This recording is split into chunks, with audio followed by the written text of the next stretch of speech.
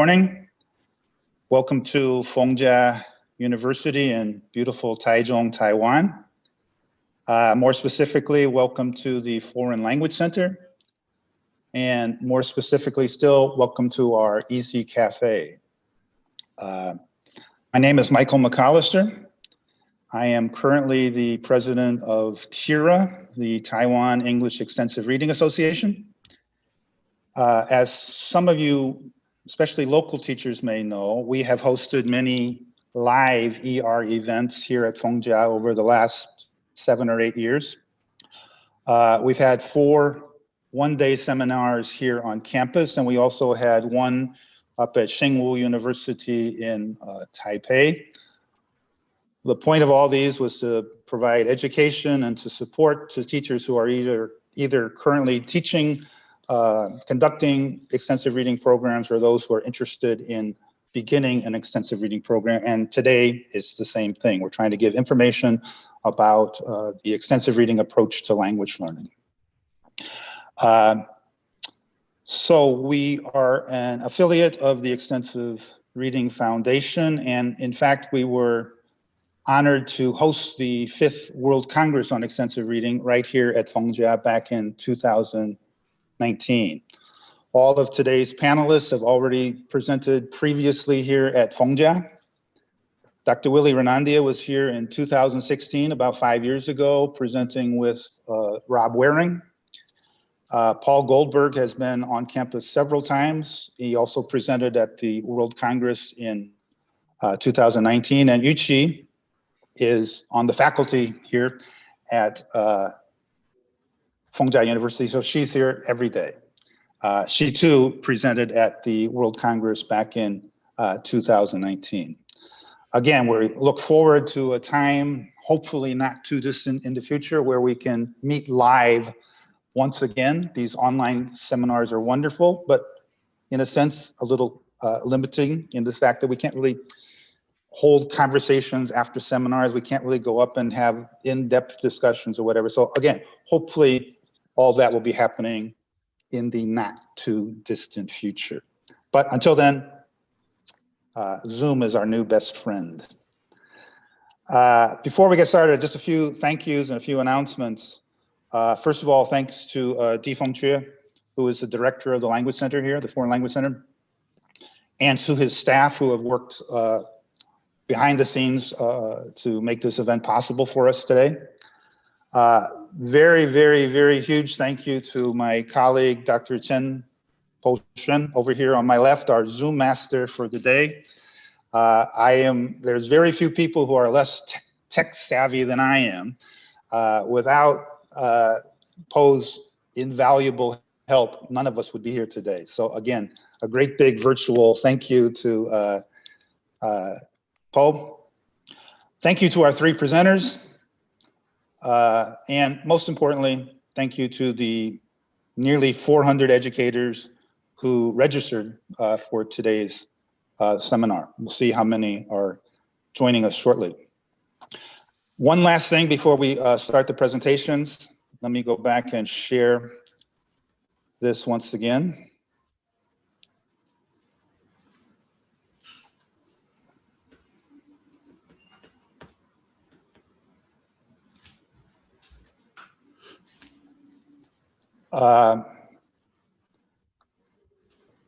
The Extensive Reading Foundation, who has been a big help to Chia and all the other affiliates, are holding a online seminar, an online conference for 3 days in the middle of August. It's called Extensive Reading Around the World. It's another virtual Zoom-based seminar. Their hope is to have 72 hours of nonstop extensive reading presentations for people all over the world to join.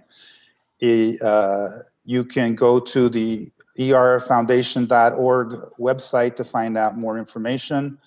The costs are very, very low. I think they're just trying to cover the basic expenses of running the 3-day event. But it goes from $5 to $20 to $30. It's very, very, very affordable, and there's going to be lots of great information there. Now, the reason they're having this is because the 6th World Congress on Extensive Reading, originally scheduled for August, has been postponed for a year because of COVID. It will be held next August in Yogyakarta, Indonesia.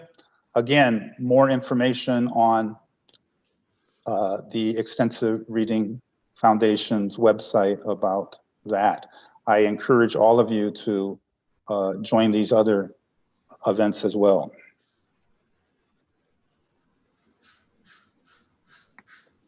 Okay, let's get started. Just a very quick reminder,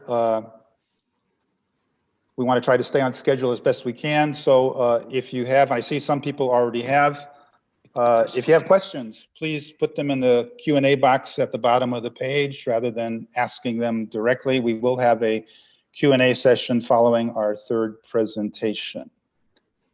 Let's get started. Our first speaker is Dr. Willy Rendia from the faculty at Nanyang Technological University, National Institute of Education, Singapore, where he teaches courses in applied linguistics. He has delivered more than 100 plenary sessions at international ELT conferences around the world and has published extensively in the field of second language education. We are honored to have him with us today. Without further delay, everyone please welcome Dr. Willy Rendia. Hey, good morning, everyone, and thank you very much for being with us, for joining us this morning. The main goal of our presentations today, from me, from Paul, and also from Dr. Yu Ching Wang, is to get you excited, to help you know a little bit more about extensive reading, and hopefully at the end of the session today, you will be interested in actually, either finding out more about extensive reading or implementing extensive reading in your own institutions. The topic of my presentation is the primacy of extensive reading and listening, and I'll be touching on a little bit of the theory, the research, and a little bit of the applications of extensive reading and extensive listening. And the other 2 speakers will provide more details about how extensive reading and listening can be implemented in schools, in universities, and in other institutions.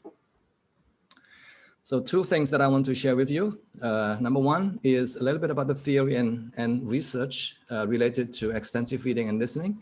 And after that, I'll be sharing some ideas about how these 2 ideas, extensive reading and listening, can be applied in our own institutions. First off, theory,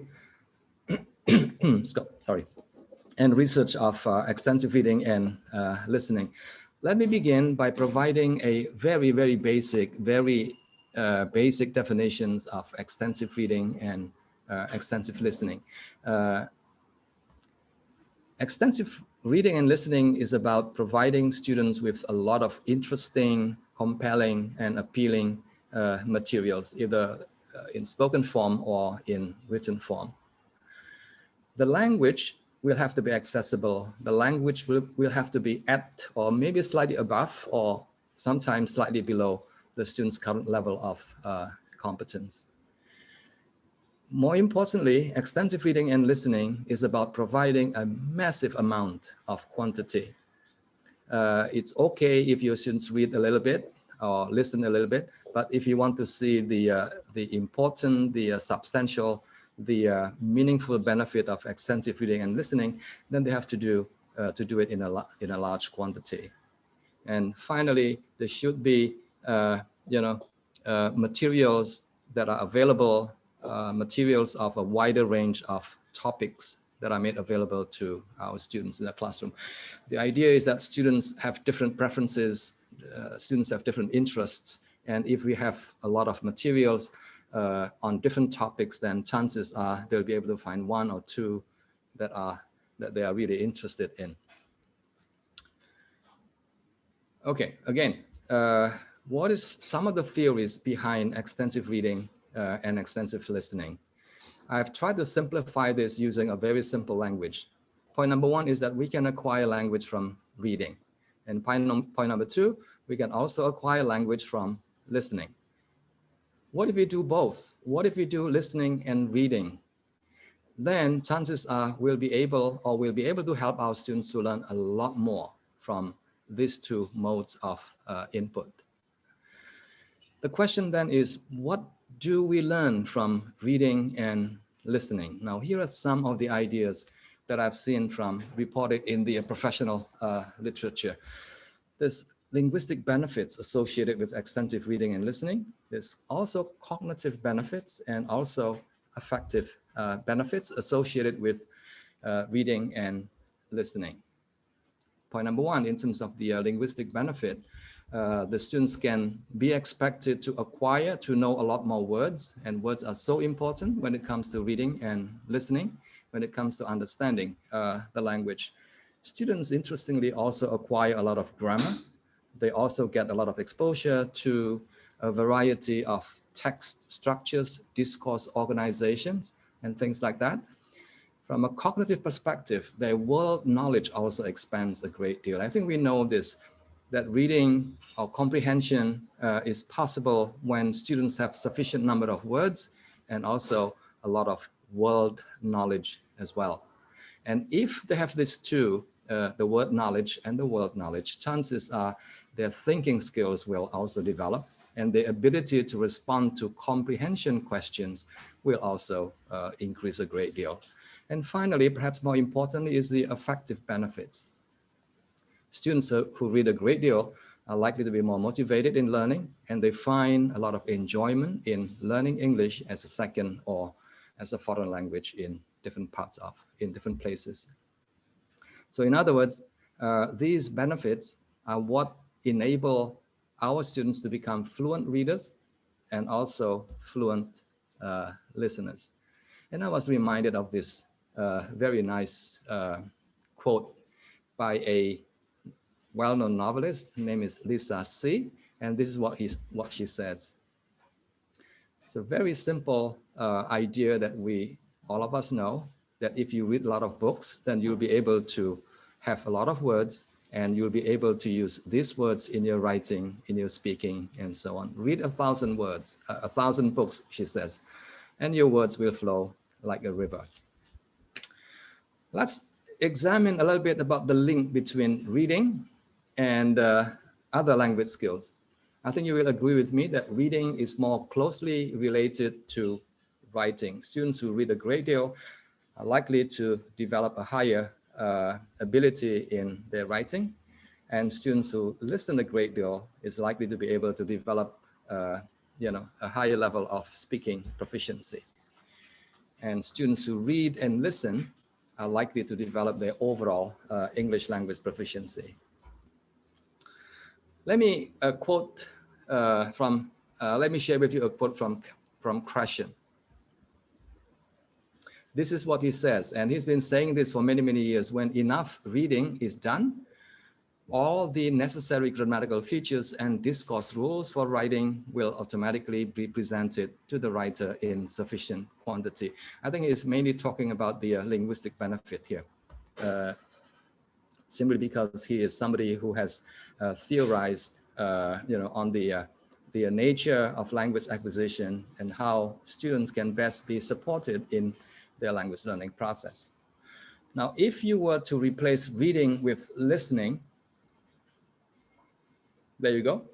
So essentially, because listening and reading belong to the same group of category, both are input, one is in spoken form, the other one is written form, I think you can say the same thing. If when enough listening is done, all the necessary grammatical features and discourse rules for speaking will automatically be presented to the speaker in sufficient quantity. And these two things, reading and listening, are the basis for our students to develop their English language proficiency. In the same way, I think we all know about Richard Day and Julian Bamford, who wrote this book some 20, 30 years ago. This is what he says. Good things happen to students who read a great deal, and I would add to that, and also listen a great deal. in a foreign language. Research studies show that they become better and more confident readers. They write better. Their listening and speaking abilities improve, and their vocabularies also become richer. So in terms of language acquisition, the process of language acquisition, what I have here is a simple, simplified version of how input from reading and listening get processed and then becomes part of the acquired system, and which eventually enables students to produce the language either in speaking or in writing. So the starting point is the availability of a huge amount of oral and written input. For processing to happen efficiently and effectively, the input will have to be comprehensible, it has to be engaging, and it has to be rich as well. When sufficient quantity and frequency of the input is available, then chances are students will be able to acquire the language in some way, which eventually allows them to produce the language in speaking and writing. I suspect that you'll be wondering, or you may be wondering, what this acquisition or what this thing called linguistic competence looks like. A lot of people, a lot of researchers have tried to describe this acquired system, and I think I found one that to me is very close to what I have in mind about the nature of this acquired system. Let's look at this very carefully. This complex and implicit system is not dependent on learner practice of language, but rather is dependent on exposure to what is called input. Yep. So input is largely responsible for the development of the linguistic system that eventually allows the students to use the language for. The system is complex, but it is also implicit in nature. What is the big deal about this implicit thing? Now, here is another quote that I think is very important for us to keep in mind. This comes from a book, a second language acquisition book, written by Sean Lowen. I hope you can see the link here between the previous quotes that I have and this last quote that I'm sharing with you on the screen now. Let me read this very slowly to you. The ability to produce language relatively easily for communicative purposes, basically for speaking and for writing, draws heavily on implicit knowledge. Now, after years and years of thinking about this issue, I have now become even more convinced that extensive reading and extensive listening are a great source of this implicit knowledge. It's the kind of knowledge that enables you, enables me, enables your students to be able to use the language quite easily, quite automatically, quite fluently as well.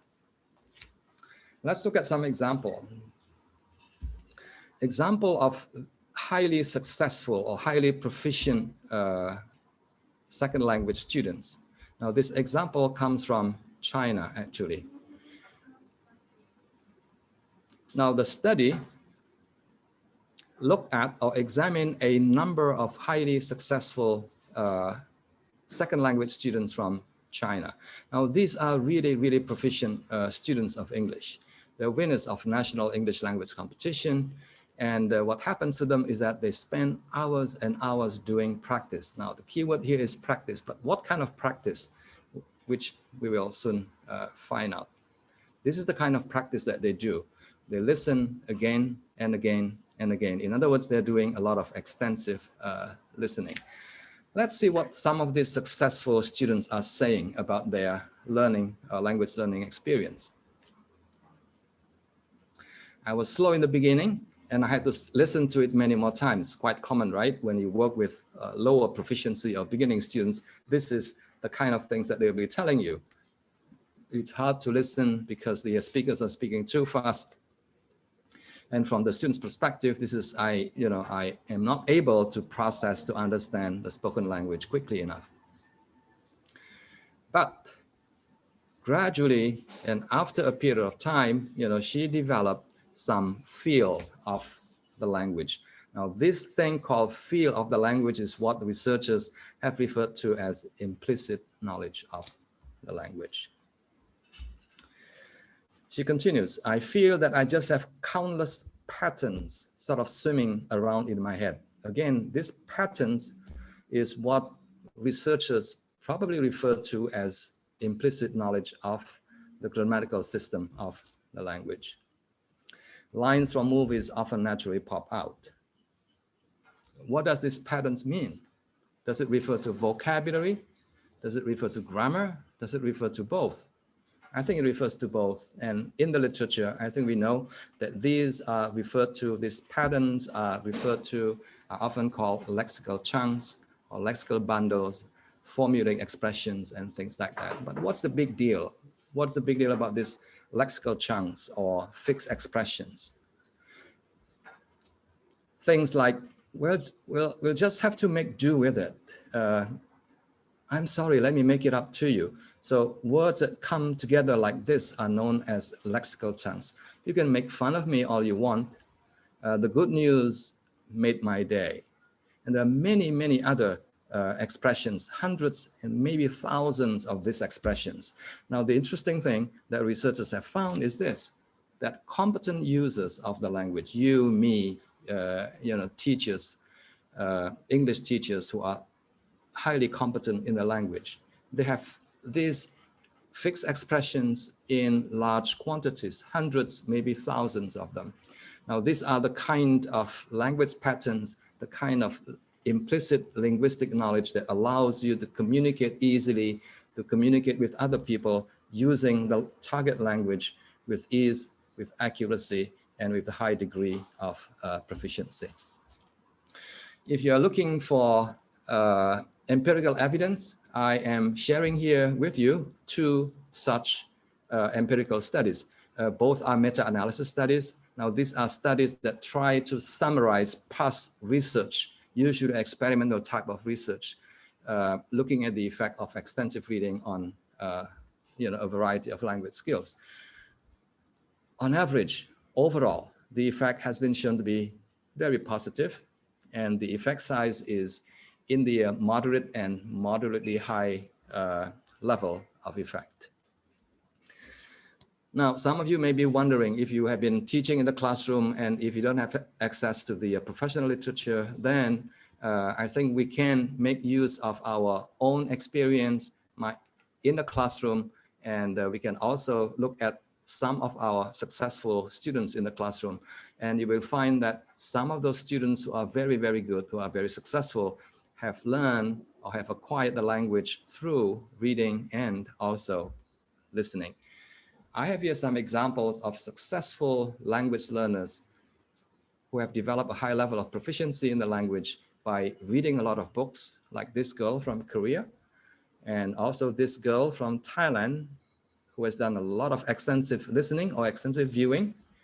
And this boy from Vietnam also is very proficient in English, and he has done a lot of reading and he has done a lot of viewing as well. The last two examples are English language teachers that I know, highly proficient in the English language by doing a lot of extensive reading and extensive viewing. Classroom applications. What do we need to be thinking about when we try to apply some of the ideas about extensive reading and extensive listening in our teaching? I am well aware that in most places, extensive reading and extensive listening are not part of the curriculum. And because of that, teachers may feel that something that is not in the curriculum is not worth teaching. But as I said earlier on, my goal today, or the goal of this presentation, is to get you to be thinking about this idea that, well, if extensive reading and listening are so important in supporting students' language development, then we should try to implement it in some way in our teaching situations. Let me share with you some ideas. Number one, I know you've been teaching listening and reading as well, but you will notice, or if you reflect on the way you teach listening and reading, you will find that a lot of classroom time, let's say you have a 60-minute lesson, then a lot of it is taken up, is used for listening and reading related activities. Let me say that again, reading and listening related activities. The actual reading and listening that the students do in the classroom is actually very, very small, maybe about 5-10 minutes. And that's all there is to it.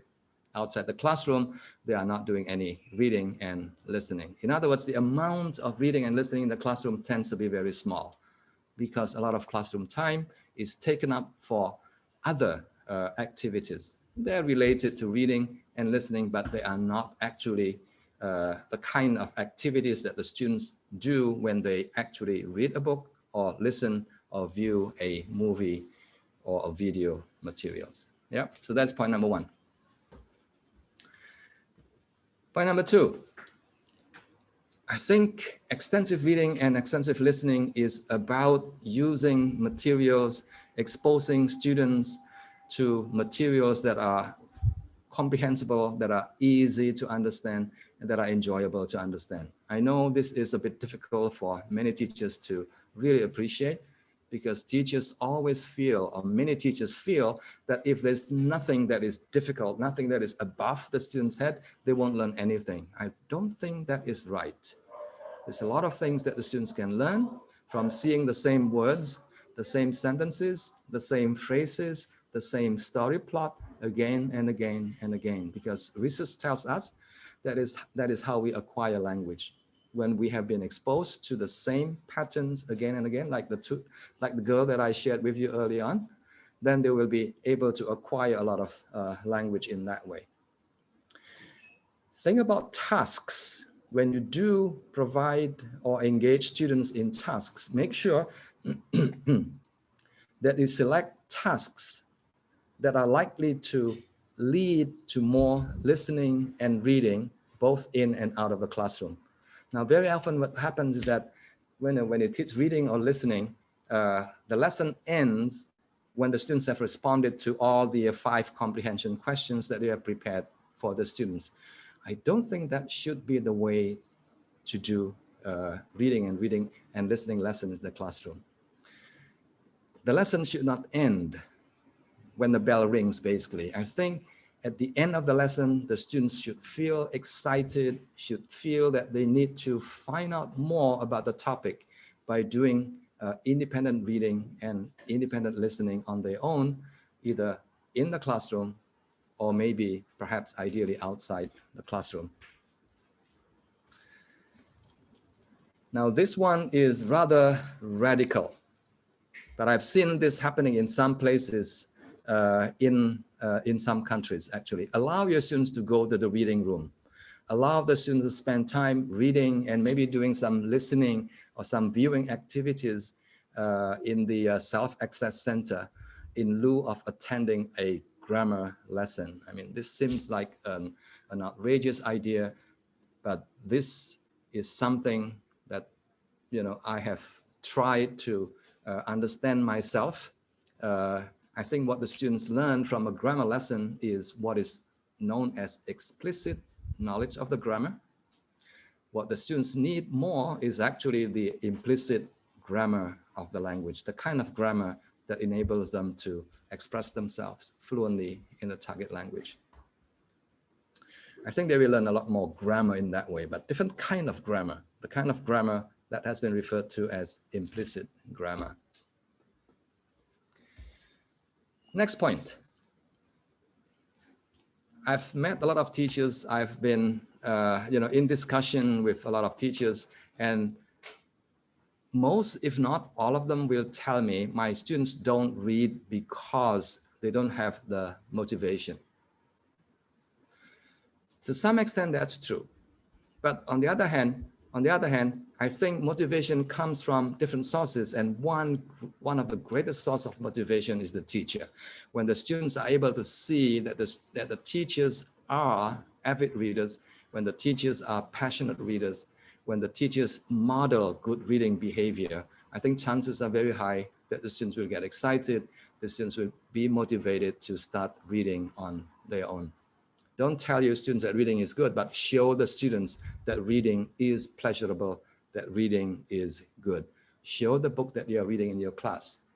Tell them why you're reading it, Tell them which part of the book is exciting or interesting or personally relevant to you. I've done this very often in my own class. What is interesting is that after I've shown the books that I'm reading to my students, in the next lesson, they will, come to class and feeling very excited and tell me, hey, teacher, I found the book and I'm reading the book that you are reading, that you shared with me in the last lesson. Next, again, still related to student motivation. I think we need to take a different perspective. So instead of saying that the students don't like to read, I think we should be thinking about maybe they have not found the books that they want to read. My experience has been that if the students are able to find the books that they really, really want to read, they will actually read quite a great deal in the language. I remember a boy that I know from years ago. He was not interested in reading until one day, the teacher actually, it's his math teachers actually, who brought a book, a storybook in the classroom, and the teacher started telling the content of the books to the students in class. And this boy got so excited and he started reading one book by this author. And after he had finished reading that one book, he continued reading the whole series of books by this same author. So that is the power of teacher modeling in the classroom.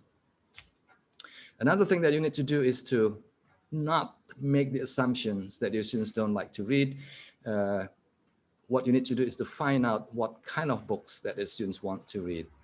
A colleague of mine at the National Institute of Education did a big survey a couple of years ago, asking 1,000 or 2,000 students in Singapore about the kind of books that they wanted to read. And these are the top 5 picks that these students really, really want to read. Now, interestingly, in many schools, these books are unfortunately not available.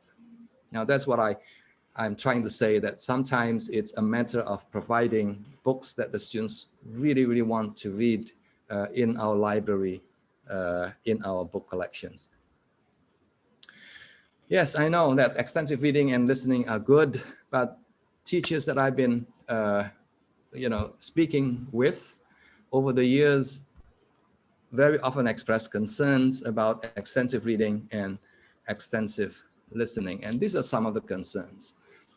There are no books available. I don't think I would agree with that. In the 70s and 80s, yes, books are difficult to find. Internet resources were not as available as today. But nowadays, I think reading materials or viewing materials are available online, if not in the bookshops. No time. Teachers are very busy people. They have to struggle quite a bit trying to meet the requirements of the curriculum. And this is another thing that they've been saying. So my advice is you need to work together with the school, with the principal, with the school leaders in order to, to make it available for the students to have that time, for the teachers to have that extra time to engage students in extensive reading and listening. If you are interested in finding out more about some of the concerns that teachers have, I would like to refer you to this book that I wrote, that I just got published in JOLT, Top 10 Implementation Issues of Extensive Reading. This book, by the way, is available in my website. Ladies and gentlemen, once again, I have shared with you 2 major points: the theory and the research of extensive reading, and ideas about how we can implement extensive reading and listening in some way in your classroom. Later, the other 2 speakers will share with you specific strategies for providing access to books to your students and engaging students in a wide range of very practical activities that you can use in the classroom. My slides are available. You can scan the QR code there, available for free. And if you need resources on extensive reading, my website has a lot of resources on extensive reading. And also the Extensive Reading Foundation website has a lot of resources. Guides on extensive reading written in 5, maybe 6 or 7 different languages, including Chinese, Thai, Indonesian, Vietnamese, and other languages as well. Michael, back to you. Thank you very much for listening. Thank you so much, Willy. Again, a very loud but virtual applause. Thank you for getting us off to a great start. I remember when you and I did a interview for a book of interviews I was doing some years back, you talked about the Perry Mason series that really captured your imagination. And so again, like you say, it's not that students don't like reading, it's they need to find a source that really ignites their imagination and stuff. But thank you so much. Let's continue.